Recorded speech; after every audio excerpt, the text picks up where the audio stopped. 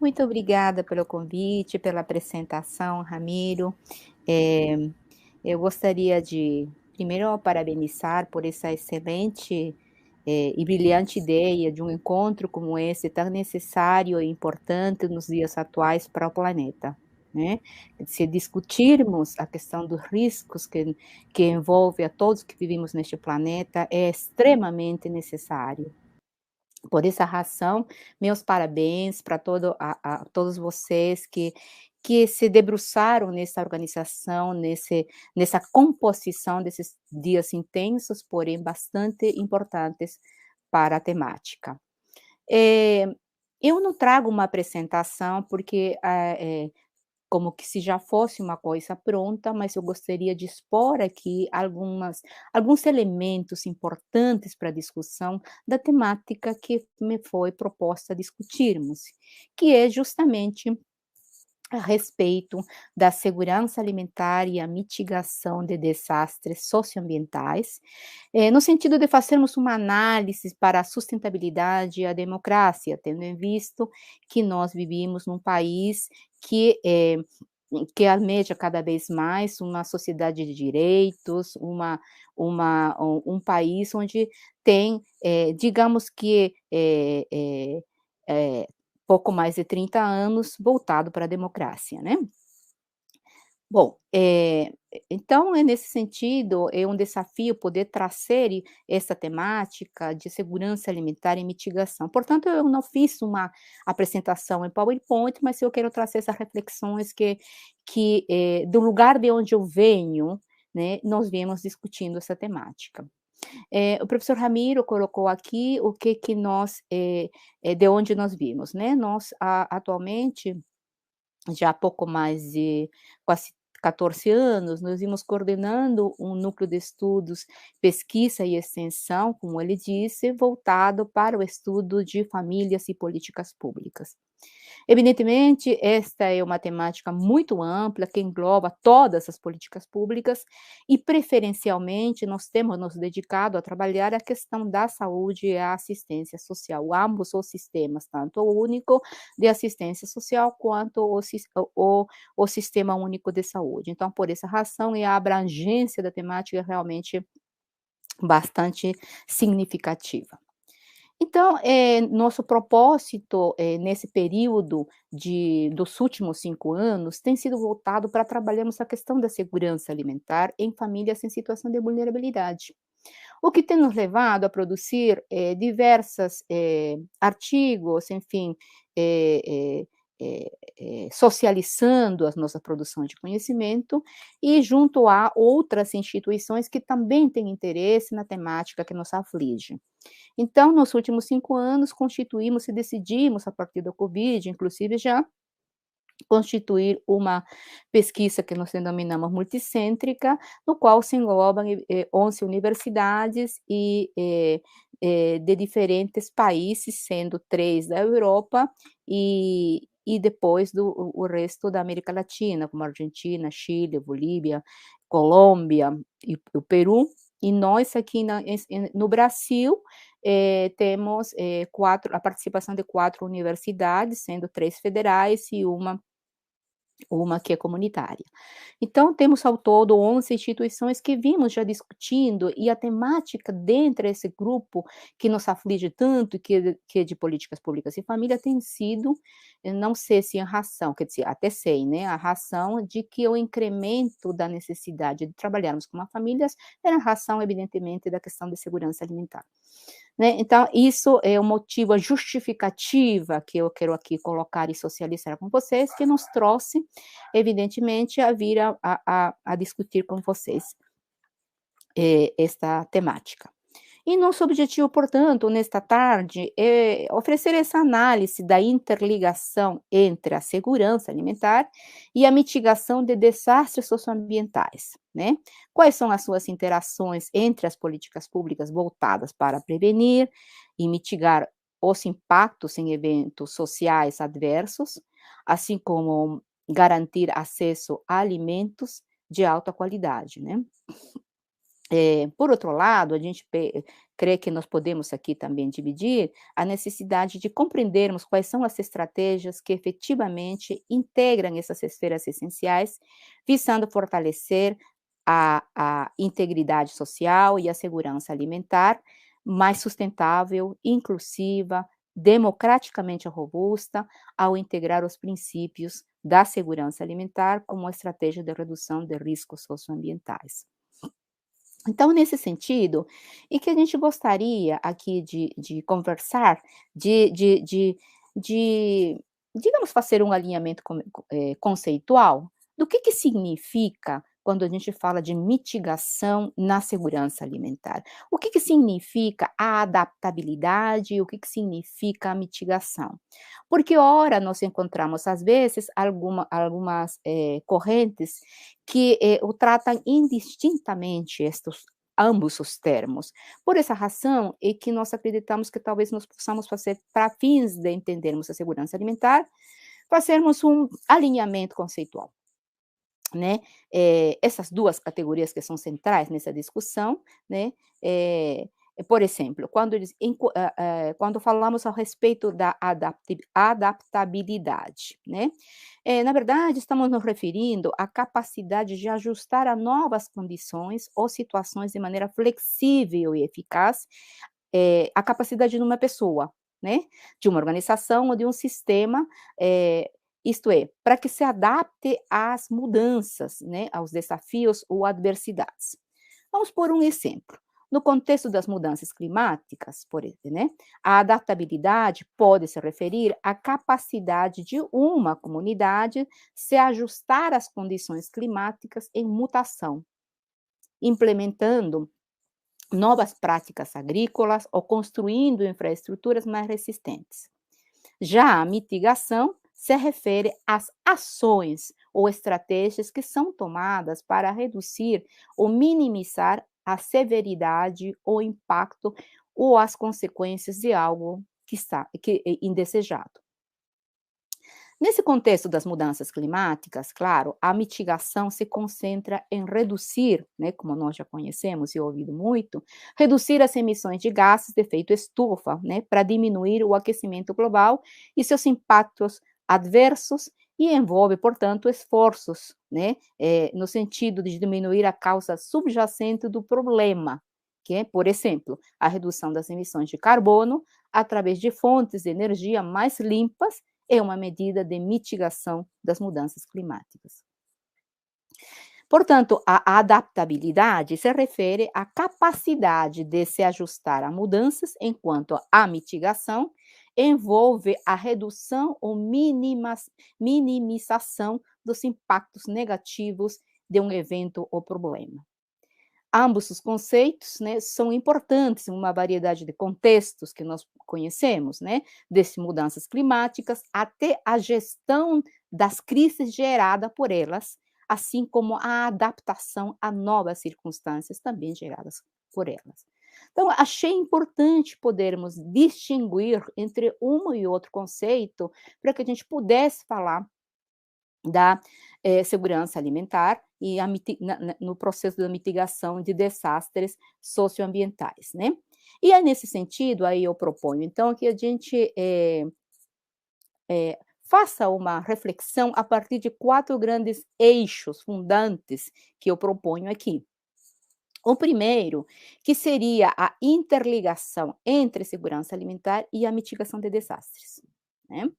Um segundo, que seria políticas públicas e a mitigação de eventos sociais adversos.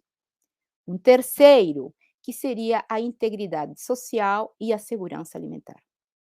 E, por fim, a sustentabilidade e a democracia, né?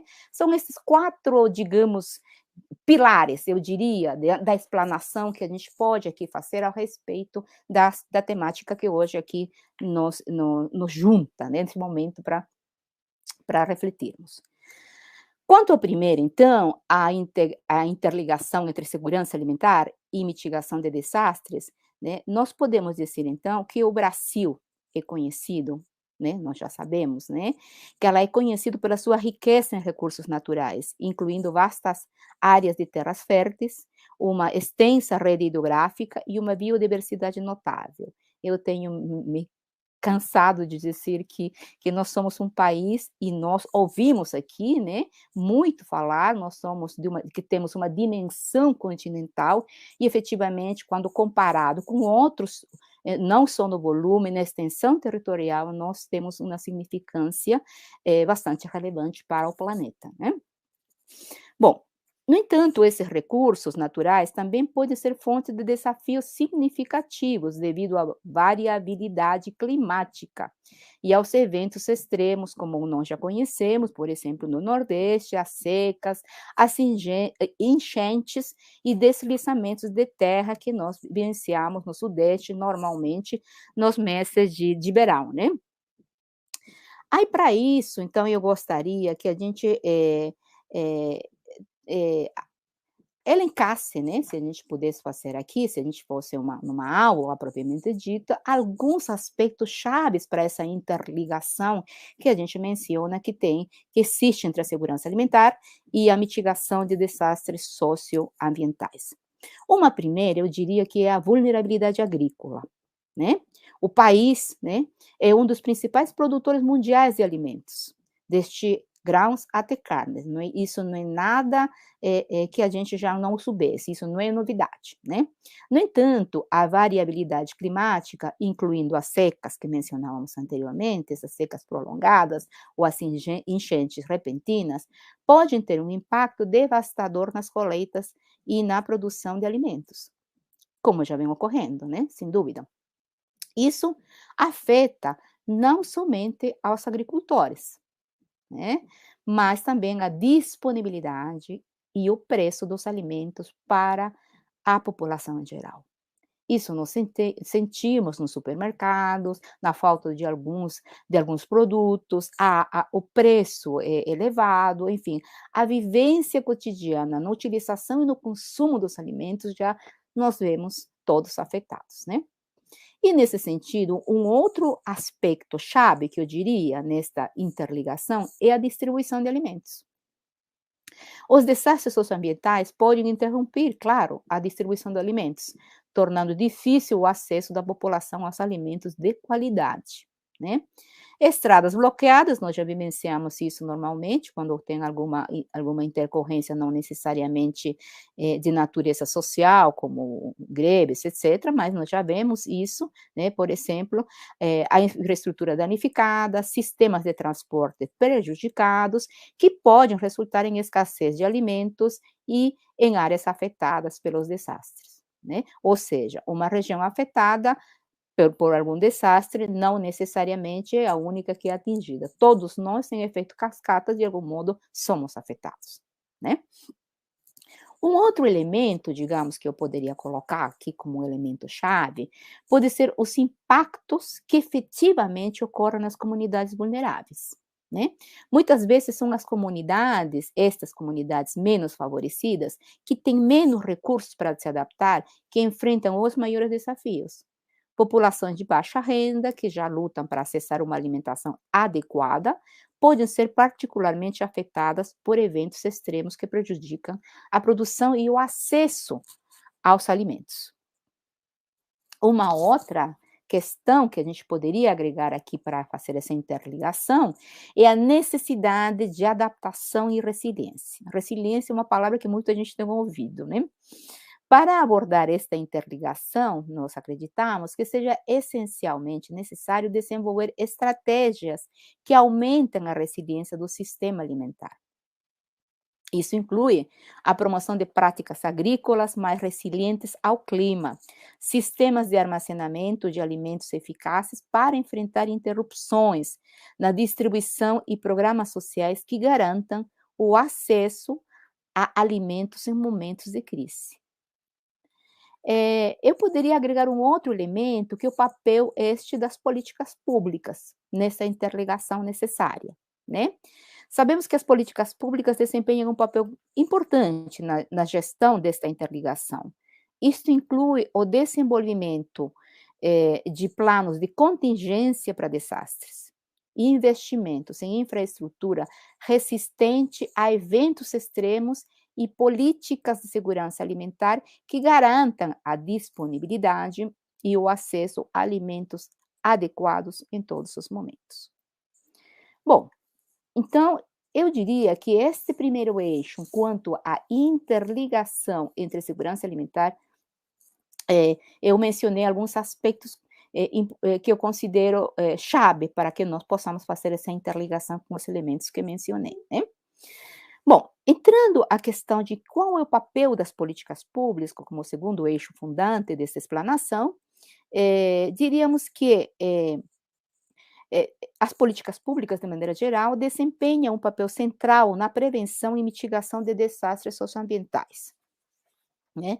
Eh, a implementação de medidas que visam tornar a infraestrutura mais resiliente, criar sistemas de alerta precoce eficazes e promover práticas sustentáveis são passos importantes para proteger as comunidades e construir a resiliência diante dos desafios ambientais em evolução que mencionávamos anteriormente.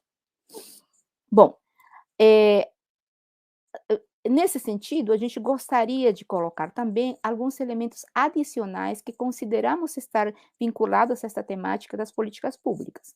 A necessidade, certamente, de discutirmos a infraestrutura resiliente. O que é a infraestrutura resiliente, né? Os investimentos em infraestrutura, é sabido, né, que são fundamentais para reduzir os danos causados pelos desastres. Isto inclui a construção de barragens, diques, sistemas de drenagem e estradas mais resistentes a eventos climáticos extremos. Essas medidas certamente visam minimizar o impacto de enchentes, deslizamentos de terra e outros desastres relacionados à infraestrutura. Uma outra questão que a gente considera importante elencar aqui são os sistemas de alerta precoce, né? Ter sistemas de alerta precoces é importante para a proteção das comunidades, principalmente as vulneráveis.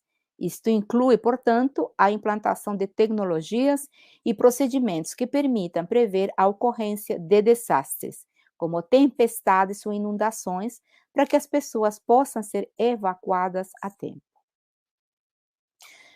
E a esta questão também nós incluímos a necessidade de planejamento urbano sustentável, né?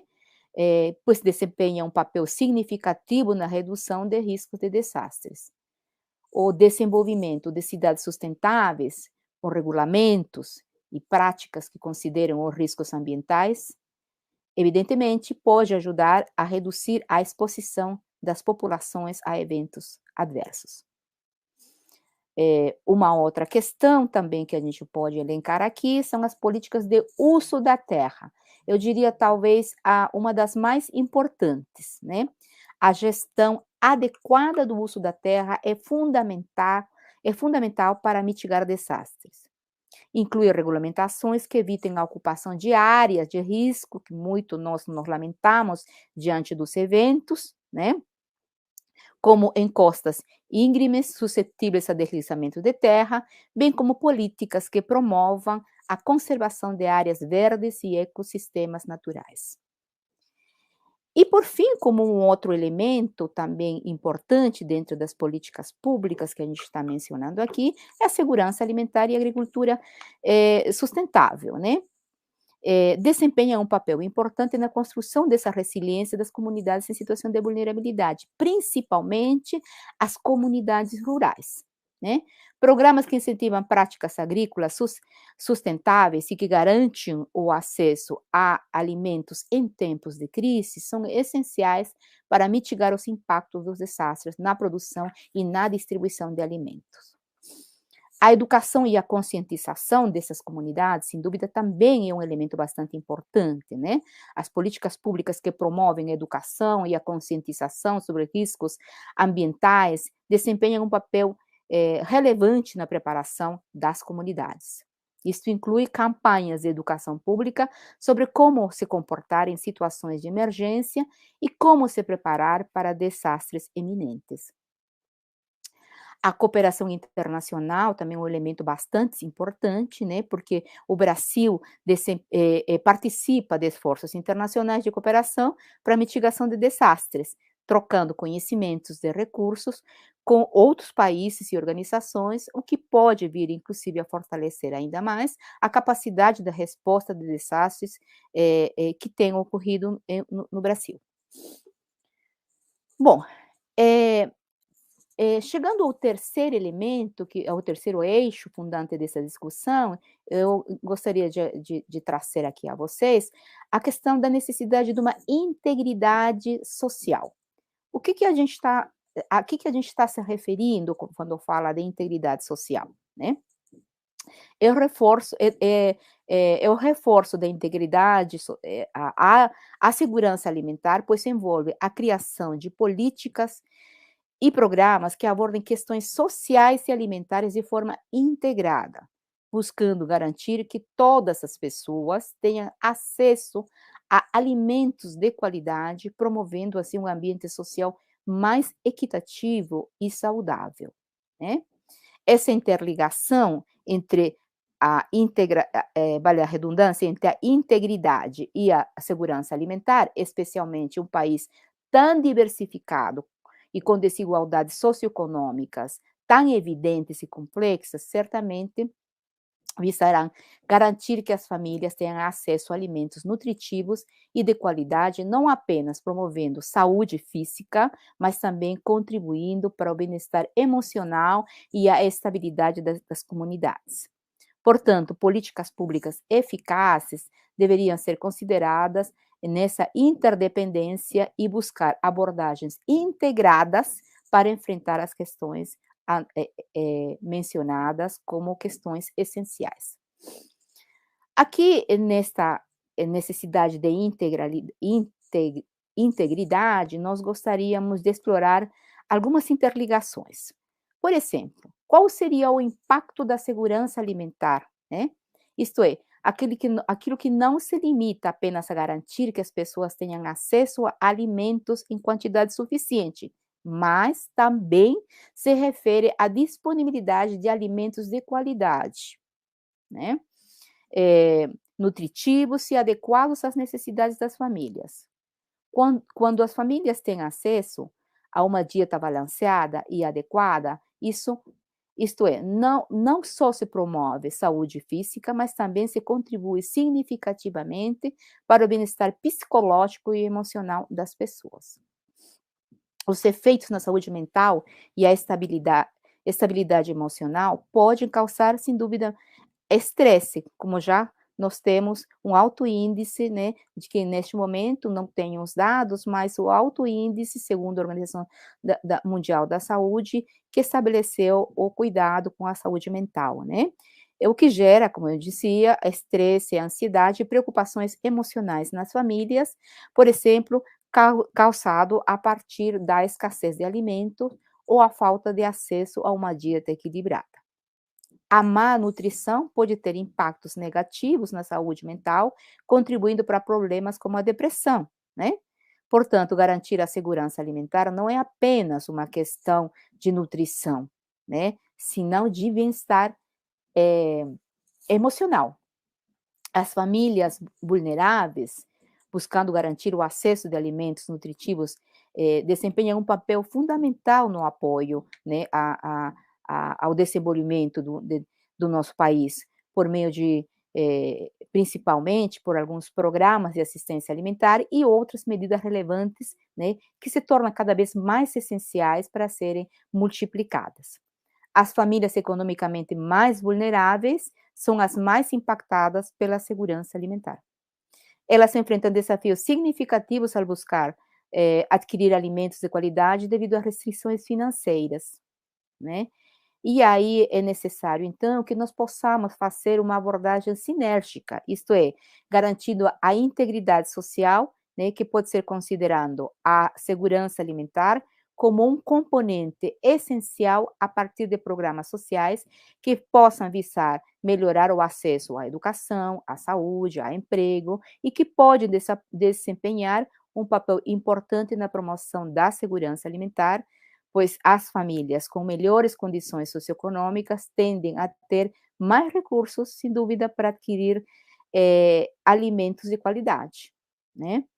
E desse modo, a educação e a conscientização envolve, portanto, informar as famílias sobre as práticas alimentares saudáveis, sobre o orçamento familiar, sobre as técnicas de cultivo sustentável, entre outros temas que nós poderíamos agregar. E aí eu parto para o quarto eixo desta provocação da temática de segurança alimentar, quando trago a questão da sustentabilidade e a democracia. A relação entre sustentabilidade e democracia, sem dúvida, é profunda e interconectada. Promover sistemas alimentares sustentáveis não é apenas uma questão ambiental, mas também uma expressão de valores democráticos, incluindo a participação, a transparência, a equidade e a responsabilidade intergeracional. Essa abordagem visa criar um futuro mais equitativo e saudável para todos os cidadãos, protegendo ao mesmo tempo os recursos naturais essenciais do Brasil. E nesse sentido, a gente poderia elencar aqui também alguns conceitos chaves que poderiam nos trazer a sustentabilidade e a democracia. Por exemplo, a participação pública. A promoção da sustentabilidade dos sistemas alimentares envolve a participação ativa da sociedade. Em uma democracia, os cidadãos têm o direito e a responsabilidade de participar das decisões que afetam o meio ambiente e a disponibilidade de alimentos. Isso pode incluir a contribuição para políticas do uso da terra, regulamentações agrícolas e programas de incentivo à agricultura sustentável. Uma questão também importante dentro da sustentabilidade e da democracia é a questão da transparência nas políticas alimentares e agrícolas que permitem que os cidadãos compreendam como as decisões estão sendo tomadas, como os recursos estão sendo alocados e como a sustentabilidade está sendo promovida, né? A transparência deve ajudar a garantir que os interesses públicos estejam sendo considerados e que não haja influências indevidas sobre as políticas alimentares. Uma outra questão é a equidade e acesso, né? A democracia deve buscar garantir que todos os cidadãos tenhamos acesso igualitário aos benefícios de políticas sustentáveis, incluindo ao dos alimentos saudáveis e nutritivos. A equidade é um princípio-chave na segurança alimentar, né? E na promoção da sustentabilidade, garantindo que nenhum grupo, né, dos mais ou menos vulneráveis seja deixado para trás.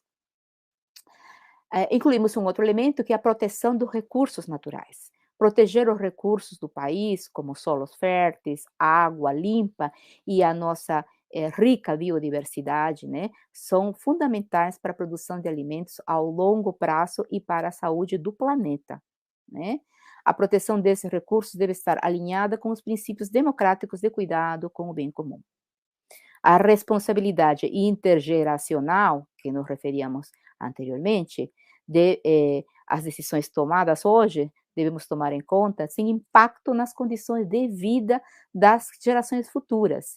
E a democracia permite que as vozes das futuras gerações também sejam consideradas, né? Há pouco nós tivemos aqui o Movimento Global pela Alimentação, aqui uma marcha que foi aqui na Inglaterra, bastante importante, significativa, justamente para conscientizar a sociedade desta emergente abrir os olhos diante do que está ocorrendo com o nosso planeta, né? Bom, chegando já ao tempo que me foi oferecido para falar, eu poderia ainda me debruçar talvez um pouco mais, quero deixar isso para que a gente possa talvez fazer com algumas questões que vocês possam trazer aqui. Eu diria que apresentando esses 4 eixos que eu trouxe aqui para discussão sobre a segurança alimentar e a mitigação, né, de desastres socioambientais, né, provocados a partir da nosso cenário, que é o Brasil, num país, como eu disse, do tamanho da dimensão continental, né?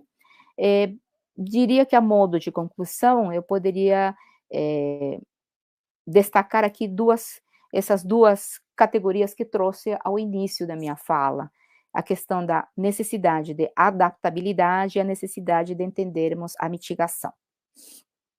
E aí, eu diria que, ao ter trazido esses eixos fundantes para a discussão, exploramos a relação entre a sustentabilidade e assim como com a democracia, né.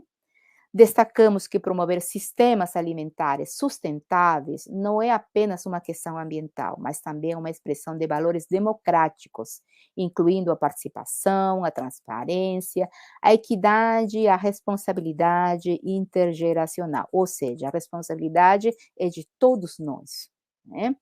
Essa abordagem visa criar um futuro mais equitativo e saudável para todos, enquanto protegemos os recursos naturais essenciais para nosso país e essenciais para o planeta, né.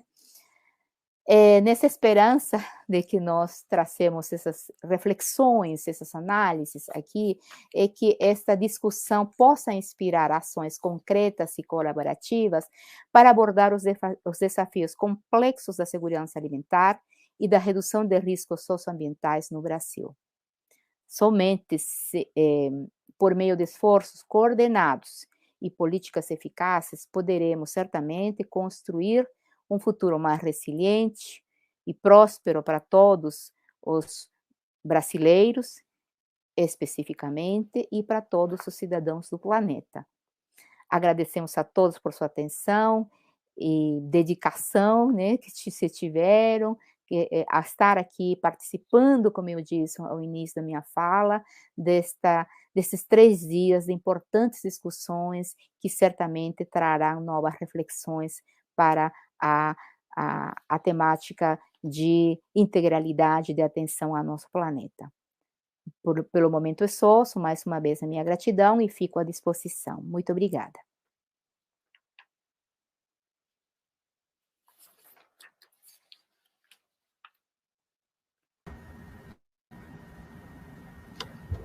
Muito obrigado, professora Ana.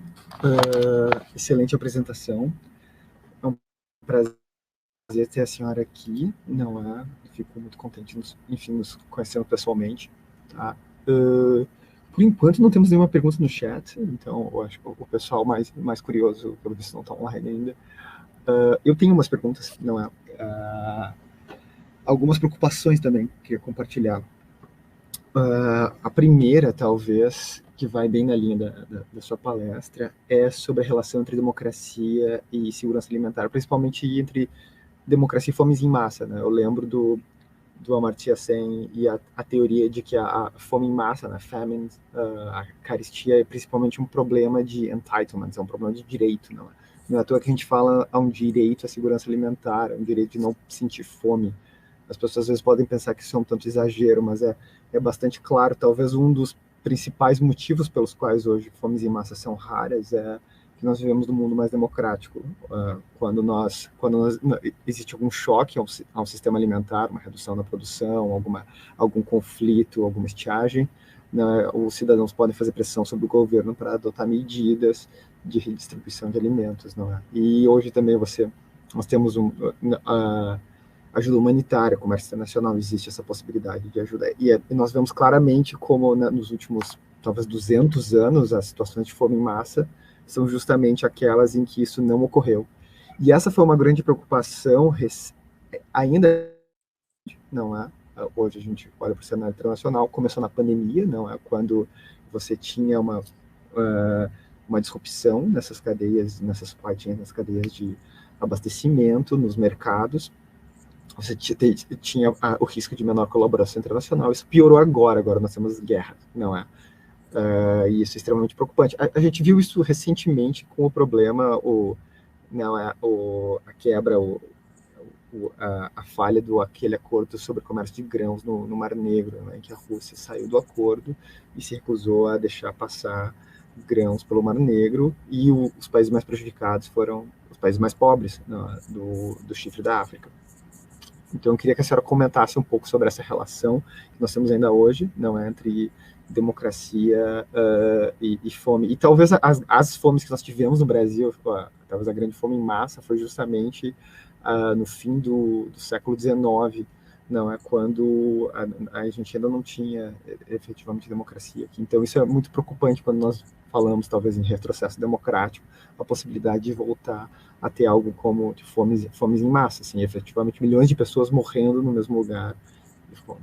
Essa seria talvez a minha grande pergunta agora.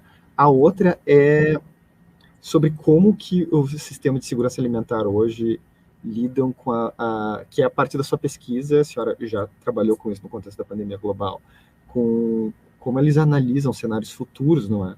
Não só passados, de possibilidades assim de baixa de baixa probabilidade de catástrofes e como isso pode prejudicar o sistema de segurança alimentar. Porque a participação, a visão que eu tive, né, como outsider, participando de algumas conferências de segurança alimentar, é que hoje, talvez o problema da insegurança alimentar, não é? Nós temos 33% da população brasileira em situação de insegurança alimentar, milhões de pessoas que não estão, de fato, comendo adequadamente, você tem problema de insuficiência de micronutrientes, então, há problemas urgentes e as pessoas não conseguem pensar, talvez, nessas situações mais remotas, não é? A possibilidade de um dia o Brasil, de fato, ter problemas para alimentar, para produzir, distribuir alimentos para toda a sua população. Não é? Então, a impressão que eu tenho é que é difícil hoje levar isso a esses fóruns, mas eu fico me perguntando se isso não deveria ser algo trabalhado, assim, no futuro, né? No futuro onde a gente pode ter a perspectiva de guerras entre grandes potências e epidemias, a gente não deveria pensar, olha, precisamos estar preparados, talvez, para situações que nós não vemos há mais de 150 anos. Então, essas duas perguntas, relação entre democracia e fome e como o sistema de segurança alimentar podem trabalhar com esses riscos de cauda, esses riscos de baixa probabilidade, mas de altíssimo impacto. Perfeito, Ramiro. Olha, veja, nós fazemos parte, né, de um grupo que também formamos dentro do Núcleo de Estudos e Pesquisa em Famílias e Políticas Públicas, um grupo de estudos, até este ano nós formamos o grupo denominado Redução de Riscos de Desastres Socioambientais, né? Ele faz parte do NEF, um grupo de estudos que justamente agrega a profissionais, estudantes que trabalham essa preocupação da prevenção dos riscos, né, pensando justamente que riscos são esses de desastres. E a gente até acabou, muitas das vezes, discutindo para dar a denominação de que ele é socioambiental. Ele não é um risco de prevenção que unicamente a gente se preocupe que seja do social, mas é um risco socioambiental. Bom, nesse sentido, a tua pergunta vem, né, nesse cenário de discussões que nós vimos estabelecendo, né, principalmente quando se fala de democracia. E eu comecei a minha reflexão desta tarde justamente mencionando que nós temos pouco mais de 30 anos da nossa Constituição Cidadã. Eu acho que quando a gente já ouve muito isso, a gente acaba dando isso por normalizado, digamos. Isso é uma coisa normal para todos nós, e isso está implícito, na nossa vida cotidiana, isso a gente não discute, né. Mas nós sabemos que tivemos muitos dos nossos direitos que nem sequer foram implementados a partir dessa Constituição Cidadã. Então eu acho que nada mais que a participação cidadã e que vai trazer a recuperação daqueles poucos direitos que nós conseguimos a partir desta Constituição jovem, né, para que a gente possa, dentro desses direitos, a segurança alimentar, possamos pensar que ela possa ser efetivamente democrática, equitativa e sustentável para todos os cidadãos que compõem este país. Né? Eu acho que isso é inegável, eu acho que a academia tem condições, e muitas, como aqui neste caso, de oferecer insumos que para a sociedade se organizar cada vez mais e entender que a segurança alimentar é um direito. E não é qualquer alimentação, é uma alimentação adequada, não são restos de comida. né? Porque eu digo isso, do resto de comida, o alimento a se vencer e distribuir como dádivas, como benesses, não é disso que nós estamos falando da democracia. Estamos falando de uma democracia no sentido da alimentação, de que todos nós entendamos que o fundamental para tudo isso é a produção de alimentos, é a terra, onde se produz os alimentos. De que terra nós estamos falando? Quando a gente fala, quando a gente fala de eh eh eh, limitar as terras, originárias, por exemplo, né, estamos falando de uso da terra. Que uso que está sendo dado à terra? Como estão sendo produzidos os alimentos? Que democracia há, ou se não há dentro dela, ou é só impositiva a a a o cultivo, né, dos alimentos.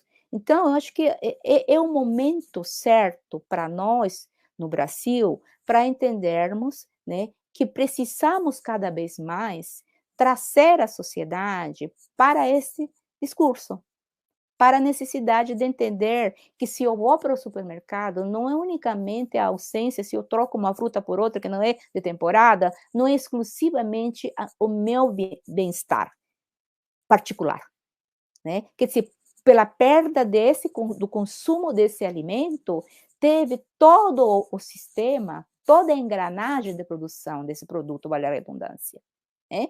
E se a gente não consegue entender isso, e o descarte, inclusive, dos alimentos não utilizados, também a gente pouco se fala do descarte dos alimentos que não são utilizados. A gente acaba falando muito mais dos alimentos em si, que estão supostamente para serem comestíveis, mas não falamos quase nada do descarte dos alimentos. E no descarte é que nós temos a possibilidade de, ao se reciclar, obtermos mais a participação dessa sociedade, que geralmente quem produz, né, as sociedades rurais, são as que produzem esses alimentos que seriam necessários serem divididos com aqueles que pouco menos têm.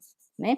Então, acho que nesse sentido, a tua pergunta, Ramiro, pensando nessa necessidade, como essa democracia, a participação cidadã, eu vejo como fundamental, sabe? Cada vez mais a educação permanente para essa população, para que tome ciência do que a gente precisa. Quando eu digo dessa população, estamos todos incluídos nela, né? Cada um guardado as dimensões de conhecimento, mas todos nós estamos incluídos, né? Agora, e aí, sem dúvida, vem a tua segunda questão, que é a questão dos riscos, porque é iminente 33% da população no Brasil estarmos padecendo já de cada vez mais se incrementando, não só a pobreza extrema, cada vez mais pessoas com fome, né, e nós fazemos campanhas, solidariedade, mas isso resolve momentaneamente uma parcela da população. Isso nós já sabemos. Mas quando nós pensamos nos riscos globais, o que significa, né, em termos da produção, né, em termos de cada vez mais a gente ir se acostumando a produtos extremamente industrializados e deixar de consumir o orgânico e de, por exemplo, no lugar, eu acabei de chegar, viu, Ramiro? Eu cheguei, estou ainda com o fuso horário, se você quer saber. Então, quando você falava, você está, eu estou confuso, ainda tentando me adaptar ao fuso horário. Nós temos, por exemplo, em Liverpool, lugares que a gente tem visitado, nós temos percebido que o reconhecimento e o valor da terra tem sido muito significativo, porque isso denota que as pessoas, as crianças, intergeracionalmente, as pessoas vão se incluindo, se inserindo em reconhecer que o planeta precisa de um pouco de atenção, né? Que o planeta não são as estrelas, né? Falando assim, de uma coisa muito mais simples, talvez, de uma linguagem que as pessoas possam ter acesso, né? Que os planetas não somente que há vida em outros planetas, você sabe, né? Mas que é necessário que aquela que nós temos, a gente consiga preservá-la, consiga dar certa sustentabilidade. Nós temos, eu mencionava, do grupo de estudos, né? Nós temos, inclusive, um evento a ocorrer daqui a pouco, à noite, também justamente para falar do marco que foi estabelecido pela Organização das Nações Unidas para definir, por exemplo, a questão dos desastres, né?